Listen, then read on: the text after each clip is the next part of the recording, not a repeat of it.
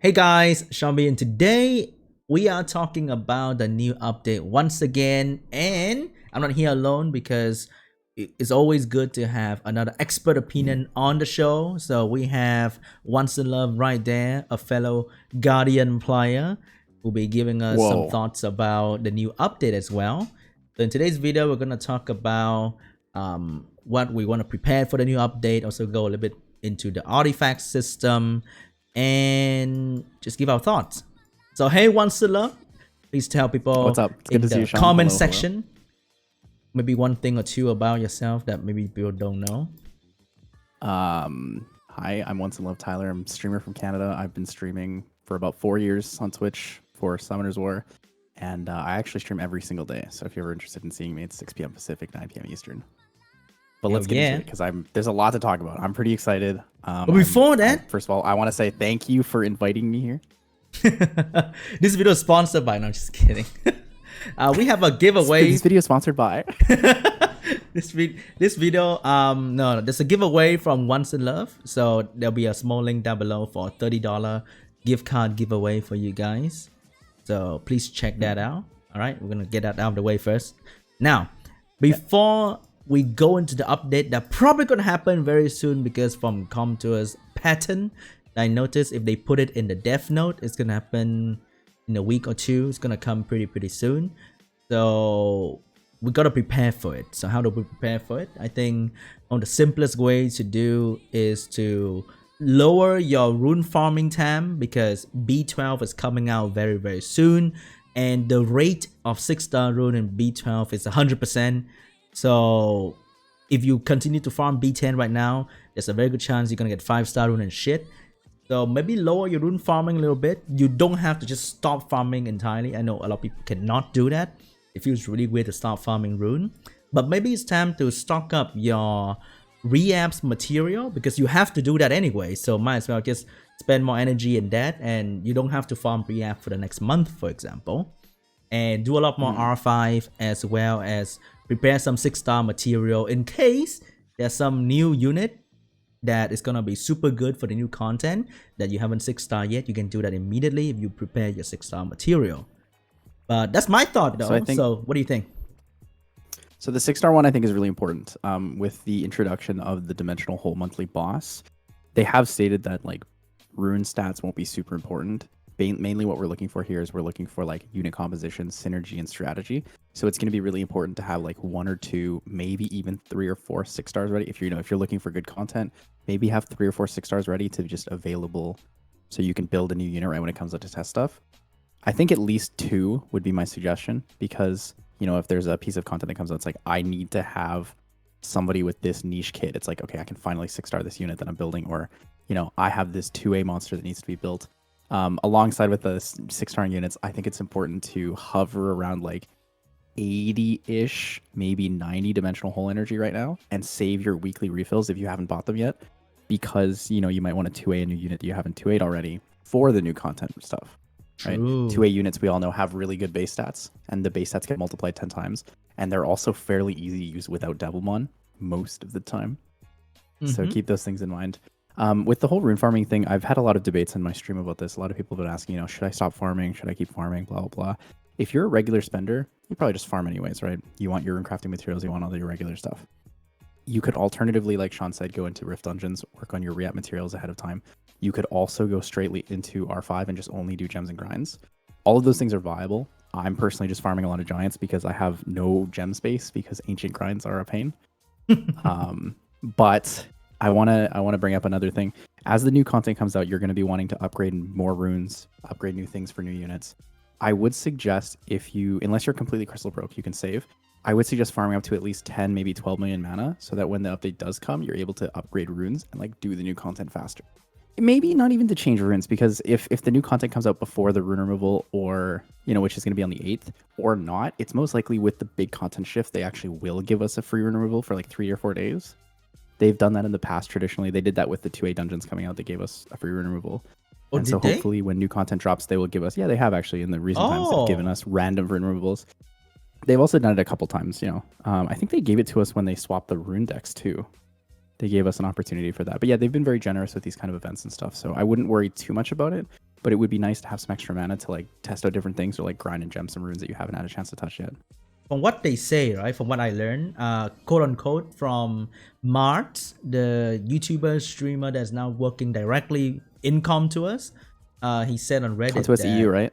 Yeah, come to us EU. He said on Reddit that he received a script when they have like this whole stream going on. He was streaming in German, and the B12 is gonna be not much more difficult than B10. And there's something about readjusting the difficulty across all stages, so that B10 will be a bit easier, so that B12 will not be much harder. So they're just scaling it. Okay, that's really cool. But not confirmed though, you know. But hey, at least someone inside Comters giving us an inside scoop, because I don't know anything. Once in Love doesn't know anything. Only the people inside Comters know something. So that's a small inside scoop there. I can't wait for what they're gonna say about auto farm and also maybe new 2A, because I think it's been a pretty long period since the last 2A, the Griffin already. I'm actually shocked we didn't get a new 2A area. I was 100% certain we were getting new 2A monsters. Yeah, that's kind of. Because it's like it's about the right time to get new monsters. But I mean, this is a pretty cool adjustment to monsters overall that like is better than just adding 5 to 10 new monsters, right? So. And they want to open like two new dimension in the dimension hole area. So if you open a new dimension, it's gotta be like at least 2 more units in that dimension. So I think in short, for free-to-play player who have very limited crystals, and you want to prepare to farm a lot of artifacts and to farm a lot of B12, maybe saving might be the good option for now, because you're gonna do a lot of farming very soon with the new stuff come out. For people who spend regularly, I think it doesn't change anything. Yeah, it doesn't change too much. I mean, I would save though. I'm personally save. I might just wait for B12. And I'm farming a lot of like react material right now, so I don't have to worry about it. Like, remember to farm it when this thing drop. Yeah, it's a good time. I pre-farm my materials, so I pre-farm them 3 months ahead usually. Oh shoot. Yeah, I'll pick a weekend where I'm like not busy and I'm like either like playing Final Fantasy 14 with friends or like playing, you know, Overwatch or something, and I'll just like farm a whole bunch of Rift Dungeons. So when I farm Rift Dungeons, I keep everything and then I sell them all at the end because I know what fight runes I'm gonna sell. It's super easy to like fast rune clean up them. All right, so that was what we thought about how to prepare for the new updates. Now I want to go through a little bit regarding the new equipment artifact that's gonna go into the game that potentially might be something game-changing because it's entirely new. It's adding effects that we haven't seen before. No, not really haven't seen before, but we haven't had this kind of effect added to our unit before, and some of them sounds really crazy. So I took a look at the information. We have attribute artifacts, which will be the elements, and we have type for attack, defense, HP, and support. Each type will give you kind of specialized effects, and also for attributes. And there are a long list of common artifacts, stats bonus, not really stats, effect bonus that we're gonna get, which is really interesting. So from what I can see quickly, this is gonna give a decent amount of boost instead of flat stat from the artifact when you max them out. So for those who are looking to boost their BJR5 stat by a little bit, your Lucian stat by a little bit, I think just by maxing out the artifact, doesn't need to have like good subs. It already gives you a decent small boost in terms of stats, so that might help out your dungeon quickly. And legendary artifact can have quad roll into something that can be game changing. For example, if you look quickly to the type artifact, it's one to increase crit damage into one of the skill. If you're lucky to get, let's say, skill 3 crit damage bonus, another 20%. That's gonna help your Lucian to clear the trash wave much easier, or your Bailey to do more damage in R5. So after looking at the artifact, do you have any special combo in mind already for your artifact in the future? So first of all, I just want to mention I didn't even think about PvE content. Like, it didn't even click in my brain that you could give your Belager more stats, but that is actually really good because people will get into BJR5 faster and actually be able to do it now. Yeah. Sorry, that was just a side note. Like, that caught me off guard and I was like, whoa, Sean, big smart. Yeah, no, like 15,000 IQ. So the things that I'm worried about, and the things that I'm thinking about combo wise. The most notable one is in the current meta, Molong and Molong and Bulwark are really strong right now. Molong, Ikers are really strong, right? Damage received from water units reduced up to 30% is a lot of damage reduced. Ooh. Right. True. So basically what happens is if Molong does 70% reckless and Bulwark steals 50%, 50% goes away. 30% of, and this is assuming perfect max rolls too, right? 30% of Molong's 70% is 21. So Molong does 49% damage. You'll have 1 HP. Damn, boy. you actually have 1 HP against Molong Bulwark combo. And that's which good means for they don't guild kill battle anymore. because you can kind of just bait it, right? Bait the Molong damage easily too.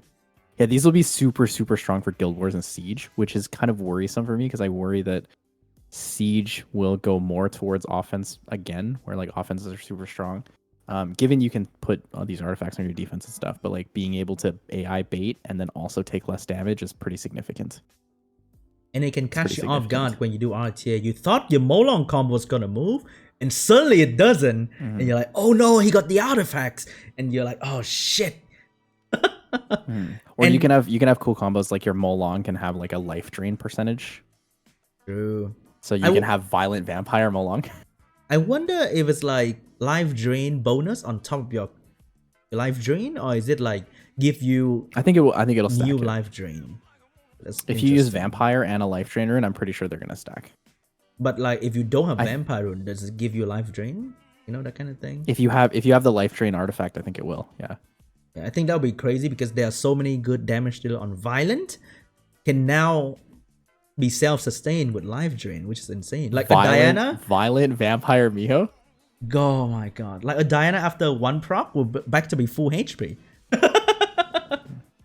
The one that I'm looking most forward to is damage received under inability effects and speed under inability effects. Yeah, I think that's the reason direct, those are the ones that are most exciting. Yeah, that's an indirect nerf to Hathor right there. Do you think so?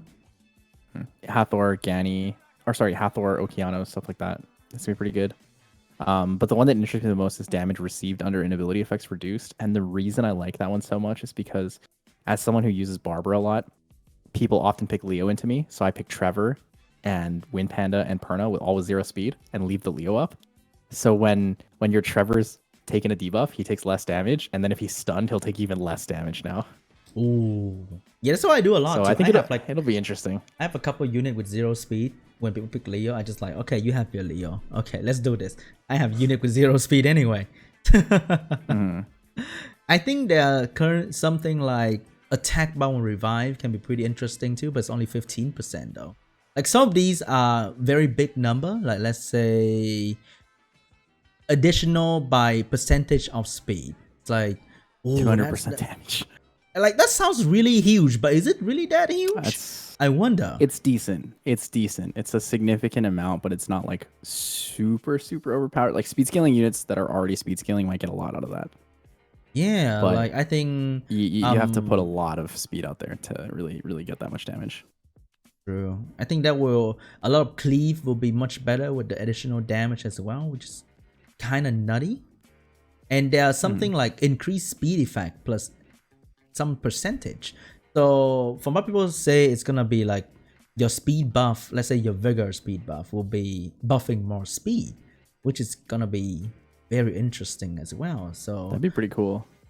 It boosts a variety of strategy and it kind of nerf a variety of strategy as well, which is really awesome how they are doing this and let us counter or make our own strategy instead of just I nerf this unit, so you now have to use this unit. So with this, you do your own thing. But the thing is, you can't know what they have. In E7, when a match starts, you can kind of see the artifact pop up, right? Can you see that? Some artifacts pop up. So artifacts are basically the equivalent of Epic 7's exclusive equipments, if you're familiar with what those are. So exclusive equipments are applied to certain heroes, and they give you a base stat, and then they give you one of 3 skill choices, and you can upgrade a skill with that effect. This is kind of like that, but more generalized. So it's less like the artifact system from Epic 7 and more like the exclusive equipment system, because you get like skill upgrades and stats and stuff. I wonder if there's a way for you to immediately know that this guy is having this artifact. So you can kind of adjust your brain immediately, because when you actually go into doing damage and taking turns, then you have to adjust your brain in a much more difficult situation where you have to deal with the match and then deal with what artifact is doing and the potential. It's difficult to figure out what it's going to be like. It's kind of crazy how it's gonna be in the match, where you have to think even so much more now, not just cooldown, not just a type bar. So many combinations. All right, now let's go to the pay to win section, the artifact conversion. Normal conversions. Normal conversions, you select up a substat line and it gives you a random one. So to do that, you use the conversion stone currency that's dropped from the Steel Fortress and the Punisher's Crypt. However, you can farm that, right? When you can farm that, but when you do it, it increases the amount of conversion stones required each time you do it. It gradually increases, right? The other one is the pay to win one that you're talking about. It's called special conversion. Special conversion allows you to choose a fixed line. Now, the only way to get engraved conversion stones, which are the special conversion ones, is you have to craft them by feeding a monster to get it. So here's the table for it. So to get a guaranteed legend one, you can feed a 5-star monster once a month. Once per month. There's a limit. Once per month. So you can choose between this, or you can choose between ancient crystals, right? Now keep in mind there is a benefit to feeding monsters.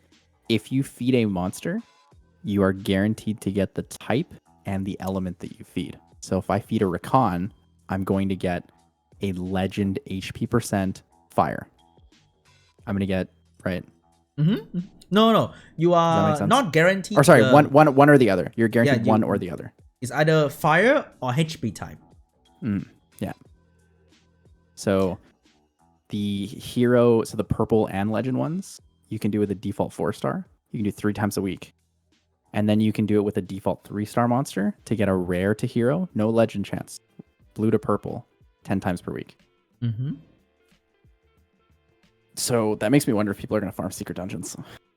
I think one of the things that might come back is to fuse Nat 5 just for that once a month legend conversion stone. Oh, that's expensive though. One Nat 5 fusion is 2,000 crystals from scratch. Hey, that's a lot of crystals. You can get legendary extra 14% life drain. Oh, I don't think anyone's going to do that personally. I don't know. There are a lot of fusing skill up enthusiasts out there who can fuse, 10 Sigmarers for skill up. So one more wouldn't make a huge difference. So I'm not saying you can't do it. I'm just saying for the cost of what you're getting, I don't think it's worth it. Like if you're spending, you'd rather just like use a Nat 5 to do it, right? If you're not spending, then 2,000 crystals is a lot. Like you could farm 2,000 crystals worth of like Steel Fortress or Punisher's Crypt and just roll random ones if you wanted to, right? So it's like, is it worth it to you? You better have like a perfect substat artifact if you want to be doing an Nat 5 trade-ins for that. Wait, it's a fixed cost, 2,000 crystals worth of farming? No, it's approximately 2,000 crystals worth of farming, including essences and double experience and everything. Nice. And that's assuming you're using a free double experience, I believe. But I think one thing that people are going to regret a lot is feeding their LD HOH unit for legendary pieces. Because LD conversion for your Fran, for your Miho, for your Lauren, is going to be pretty important. And the only way to get your strong LD conversion stone is to feed LD Nat 4 to get a juicy legendary dark or light conversion stone. Oh boy. Yup. So now everyone's so I feel bad for all the people that got rid of like all of their extra there's so LD many units. Like there's so many times where the HOH pop-up is a shitty LD unit. People be like, yeah, clap, so many legendary pieces for me now. Oh. I think a lot of people will be using the random conversions on their L&D ones just because it's going to be easier. And then they're going to be using the paid conversions on the regular elements because they just lack the raw amount of LD4 and 5 stars to feed for that. True. I wonder how much increase they're gonna go for. Like maybe one more stone every time you press that change button. And when it goes that's gonna be like, really expensive really fast. Yeah, when you go to like 20, 30, it's like, oh no. Kind of yikes. And you got a balance between farming runes and farming artifacts. So you cannot just spend all your time in artifacts. And it also means you won't have unlimited conversion stone anyway. So I think feeding monster, trying to save up that 4-star unit. So I think 6-year-old player play a lot like you and me will have like a very healthy storage of nat 4 that you can use for your. Yeah, it's I only do. I have a 3 per lot. week though. It's only Super 3 weird. per I'll do it week. every single week. I don't do the legendary pieces anymore. It's not worth it to me. Time to clear our storage, right? Yeah, pretty much. This pretty is their answer for us having storage. Is we have to clear it this way. Yeah, It's kinda funny. easily, dude. Oh, the 3-star, the 4-star is gonna be gone very, very soon, especially the LD one. What do you think about the drop rate increase in B12? It says directly on the page actually. It says for yeah. B12. Like, what do only you think 6 about runes will that be small dropped. number, 1.5 times right there? Is it really significant? Yes. Yes. It is significant. It's going to give people more re-up targets. It's going to give people more mana overall, and I think it's True. worthwhile. I think it's nice. It's nice, right? It's not going to be like everyone's getting amazing 30 speed runes all the time. Like it's not like so broken that's like, oh my god, the game is so easy now. It's like it's just gonna be nice. That's all it is. Yeah, The I one think that I'm more actually mana more is interested in is the drop rate of ancient legendary runes is going up by 1.5 times. Ooh. That's the one that interests me the most. Because Ancient Rune is crazy. I think one thing about Ancient Rune that people don't really pay attention to is the Ancient Grind can be very sweet. Because Purple Ancient Grind, I think max is like 10% or 9%. And that is like 9%. So almost legendary. Legends are 15% gems, 12% grinds. And that's nuts. The extra stat you can get is pretty insane. And the base can already be higher. Like you can get 10% base starting pretty easily on your ancient runes, and that's pretty sweet. My fastest slot 6 is actually a 5-star ancient rune. It's a 23 speed quad rolled nemesis rune for accuracy, but it's got +5 grind because the purples can go +5, so it's like a huge rune. Your fastest rune is 28 speed. Fastest slot 6. My fastest rune is slot 131. Damn boy. Yeah, ancient rune Yeah, can be... like ancient runes are so good. Ancient runes are so good because ancient grinds are so good. Dude, imagine someone use a 1-star frog 6-star into this and win. Because the frog gonna have 10 base stats. Another thing that's tough is like when it gets to Lumel, instead of a 4-man 15-star, it's a 5-man 15-star. Wait, what? So that could be really tough. 5-man? Lumel is 15-star entry, right? But this Predator boss is 5 monster entry. Oh! So Lumel might be really tough for people.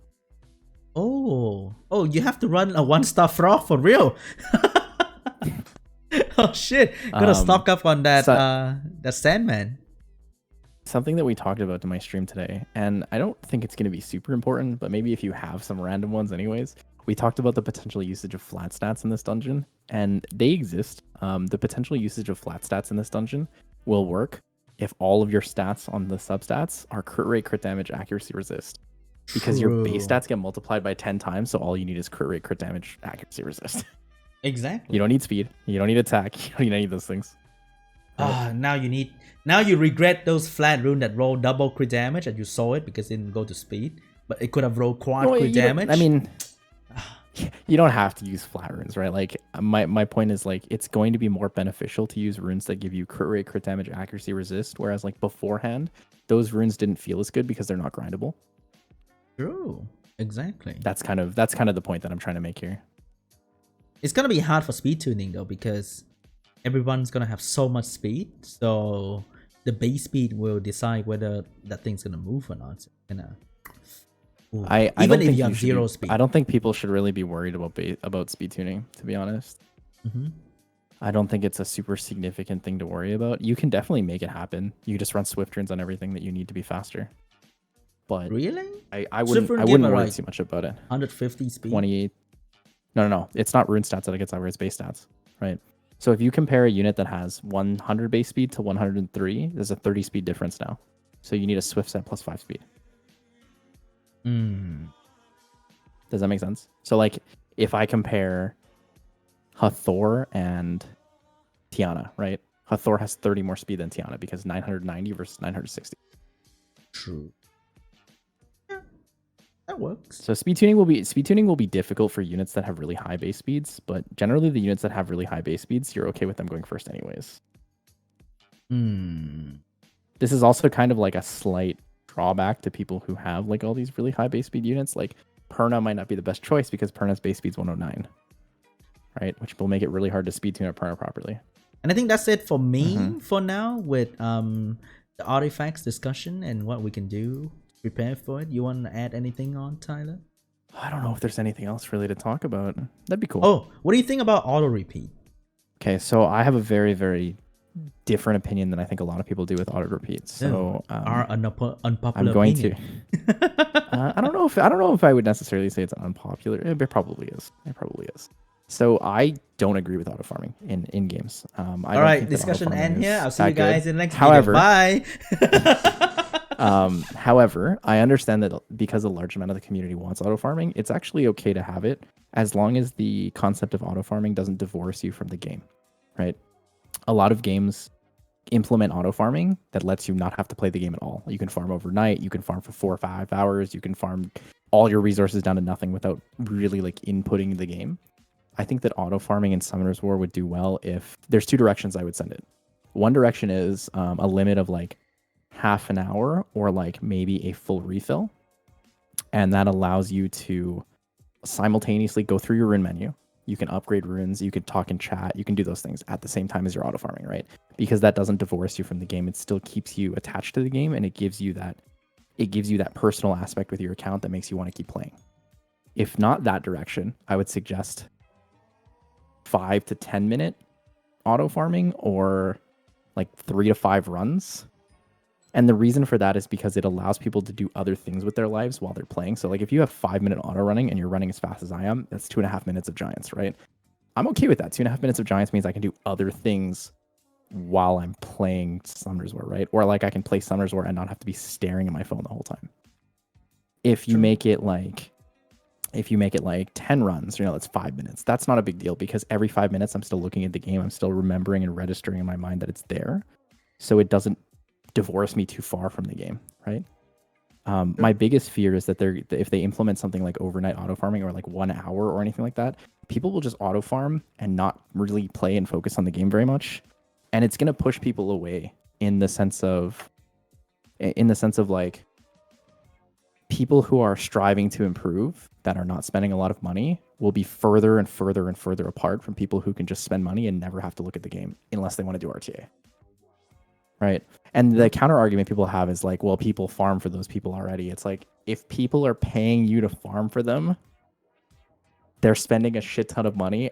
Me personally, I no longer compare myself to those people because it's just like, it's too difficult to compete with that. Right. They play a different game. Yeah. They play a whole different game, right? They play the game at like another level that I cannot reach. Right. True. I think auto farming is something the community wants. I think it would be really good in moderation. That's my kind of like closing statement on it. Same. I agree because I play another game, 7 Deadly Sin Grand Cross, huge gacha game that came out recently. They have unlimited auto farming. You can farm overnight, and at first loved it. Awesome. Don't have to touch that shit, and I get my farming done pretty easily. But I only log in to do PvP, and if PvP frustrate me, then that's the end of my gaming experience. It's kind of sad.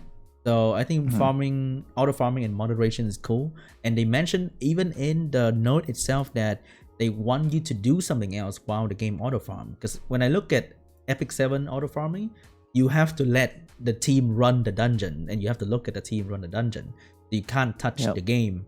So you can't do anything else. You have to leave your phone on the side. So sometimes, let's say you're on the train, you're on the bus, you let it auto farm, then you can't really do anything, which is kind of boring too. Because those are the time where a lot of people play their game, especially those who go to work in the office. So they play the game on the bus, on the train for 1 hour. And in that 1 hour, you can let your team auto farm. You upgrade your runes. You watch RTA replay maybe. You can't really play RTA, but you can watch RTA replay. I think that's more fun and more interactive than just super nice. pure auto farming. Yeah, I 100% agree with that. Like, something that even like Exos Heroes, like what Exos Heroes does with with like the auto farming kind of thing is like you can do your explorations and it literally closes the game down for you and runs it. Like obviously that system is a lot less involved as the games are harder to compare, but the idea of that is really cool. Or even like the idea of like a battery saver, you know, when you're not doing something is kind of nice. Yeah. I think Summers we're slowly killing our batteries further and further as the game gets better and better. Yeah, heavier and heavier with more content, man. All right, that's it for us today. I don't think we have anything more to add until maybe I think of something else or when update actually drop. Hopefully this Thursday though, which is the usual that'd be super cool if we got update it soon. schedule, and we can like, oh shit, our weekend is gone. We're gonna stream until we figure out a speed B12 team in 20 seconds. But that's definitely gonna happen. Of course, yeah. All right, guys, thank you so much for watching. Hope you enjoyed it. Don't forget to join Once in Love giveaway. Also follow him on Twitch and Twitter. That's how you join the giveaway anyway. So thank you so much for being here. Really appreciate it. Yeah, no worries. Thank you for having me. If you guys have any questions or want to discuss more of this stuff, feel free to stop by my stream anytime. I know you'll find Sean there sometimes memeing when we do RTA scrims. But I mean, yeah, I appreciate you having me on time. here. It was fun. Yeah, Double Panda's classic throwback right there. Yikes. All right, guys. Thank you so much for watching. I'll see you guys next time. Bye. Peace.